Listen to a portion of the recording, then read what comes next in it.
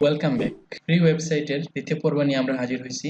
যারা আমার আগের ভিডিওটা দেখেন নাই তারা অবশ্যই ভিডিওর ডেসক্রিপশন বক্স থেকে আগের ভিডিওর লিঙ্কটা পেয়ে যাবেন, সেখান থেকে আগের ভিডিওটা দেখে আসেন, তাহলে পুরো ভিডিওটা বুঝতে পারবেন আশা করি। গত পর্বে আমরা এই পর্যন্ত আসছিলাম এবং আমরা এগুলোর সাথে মোটামুটি পরিচিত হয়েছিলাম।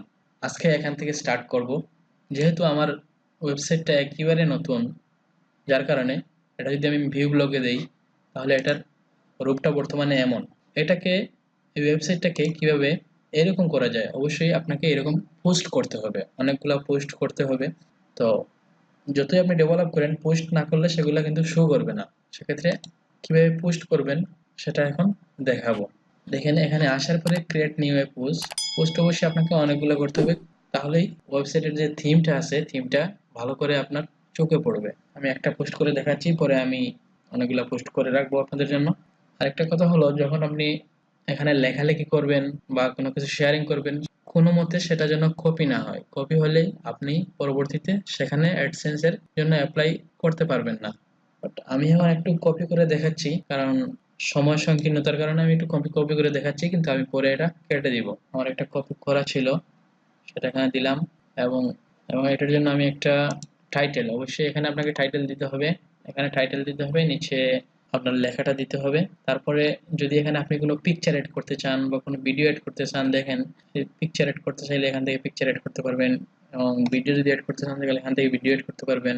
বা যদি ইউটিউব থেকে কোনো ভিডিও এড করতে চান তাহলে দেখেন, যেমন কোন জায়গায় আপনি অ্যাড করবেন, জাস্ট এই জায়গায় আপনি ক্লিক দিয়ে রেখে রেখে দিবেন। রেখে দেওয়ার পরে এখানে ক্লিক দিবেন। এখানে ক্লিক দেওয়ার পরে এখানে দেখাচ্ছে আপনি কোনো ভিডিও যদি আপলোড করতে চান এখান থেকে করতে পারবেন। ফ্রম ইউটিউব, যদি আপনি ইউটিউব থেকে করতে চান তাহলে এখান থেকে করতে পারবেন। তাহলে আমি ইউটিউব থেকে একটা সার্চ করে দেখাচ্ছি। আমি আমার ইউটিউব চ্যানেল সার্চ করছি। আমার যে ভিডিওগুলো আছে এখানে, আমার ভিডিওগুলোর মধ্যে কিন্তু এই রিলেটেড ভিডিও নেই, যার কারণে আমি এখানে অ্যাড করতেছি না। যদি অ্যাড করতে হয় আমাকে জাস্ট ভিডিওর উপরে ক্লিক করে যদি এখানে সিলেক্টে দিই তাহলে অবশ্যই অ্যাড হয়ে যাবে। বাট এই রিলেটেড আমার ভিডিও নাই, যার কারণে আমি অ্যাড করব না। অবশ্যই আপনাকে দেখতে হবে আপনার পোস্ট করছেন যে রিলেটেড, সেই রিলেটেড আপনাকে পিকচার হোক বা ভিডিও হোক, সেই রিলেটেড আপনাকে অ্যাড করতে হবে। তাহলে আমি এই রিলেটেড একটা ছবি আছে আমার কম্পিউটারে, সেটা আমি অ্যাড করতেছি, যার কারণে আমার ইনসার্ট ইমেজে যেতে হচ্ছে। ইনসার্ট ইমেজে যাওয়ার পরে চুজ ফাইল, ছবিটা আমি রাখছিলাম ডেস্কটপে, ওয়েট করি, চলে আসছে এই ছবিটাই। এই ছবিটা আপনি কোন পাশে বসাবেন, এটা কি মধ্যখানে থাকবে না ডান সাইডে নেবেন, বাম সাইডে নেবেন, আপনি দেখবেন কোন জায়গায় বসালে এটাকে মানায়।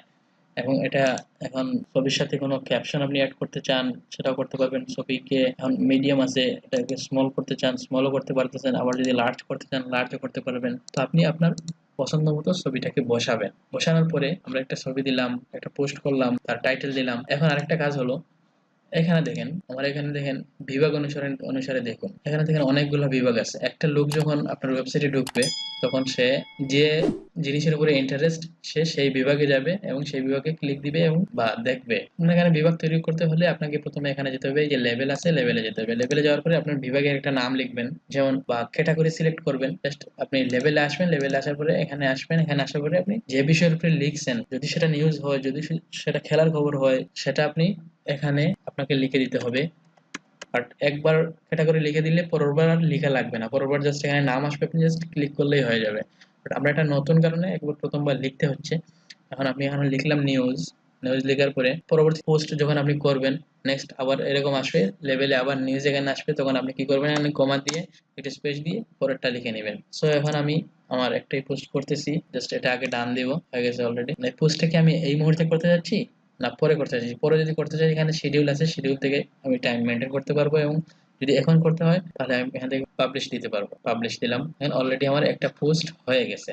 এখন এই পোস্টটা আমার ওয়েবসাইটের মধ্যে কিভাবে দেখাচ্ছে সেটা যদি আমরা দেখি, তাহলে ভিউ ব্লগে যাই। এই যে দেখেন, আমি একটা পোস্ট করছি, আমার এই পোস্টটা এমন ভাবে আসছে। আগের থেকে আমাদের ওয়েবসাইটটা একটু সুন্দর লাগতেছে দেখতে, কিন্তু অনেকগুলো পোস্ট যখন হবে তখন আরো ভালো লাগবে অবশ্যই। যাক, পোস্ট কিভাবে করেন সেটা অবশ্যই দেখিয়ে দিলাম।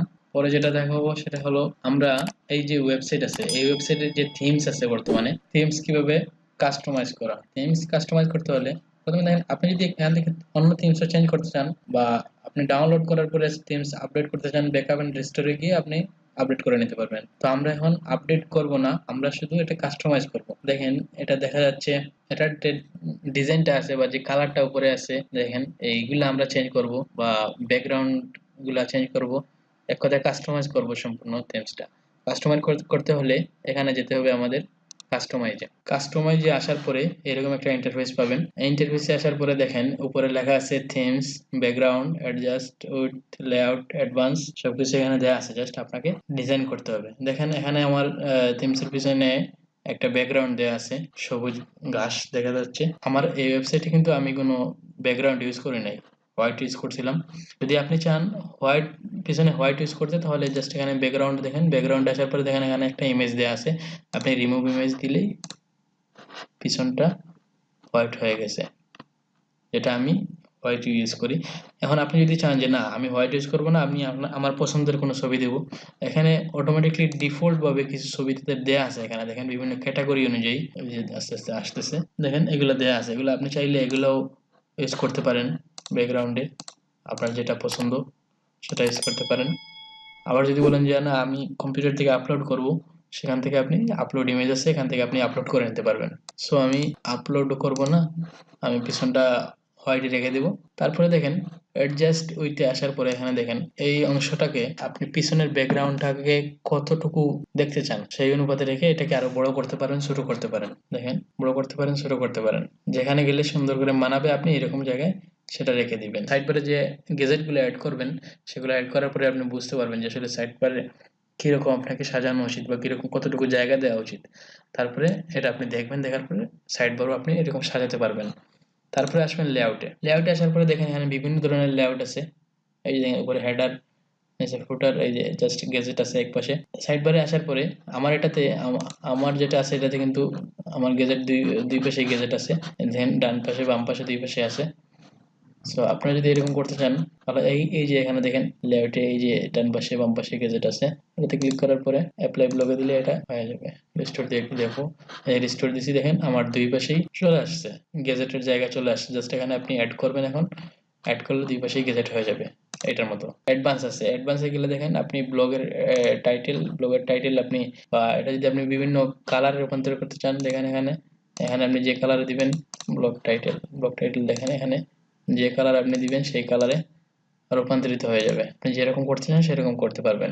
সো সব কাজ যখন শেষ হবে তখন আপনি অ্যাপ্লাই টু ব্লগে দিবেন। অ্যাপ্লাই টু ব্লগে দিলে আপনার যতগুলা করছেন সবগুলো সেভ হয়ে যাবে।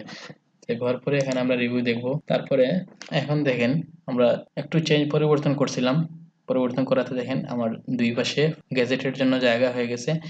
মোবাইলে যদি দেখেন আপনি এইভাবেই দেখতে পারবেন। ঠিক আছে, সো আজকে আমরা দেখলাম কিভাবে পোস্ট করা যায় আর কিভাবে আপনি থিমসটা কাস্টমাইজ করতে পারবেন, এই জিনিসগুলো দেখলাম।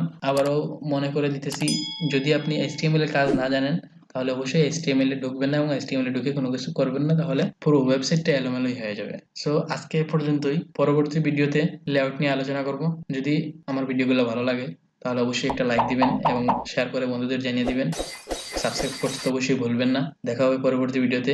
সে পর্যন্ত ভালো থাকুন। আল্লাহ হাফেজ। সালামু আলাইকুম।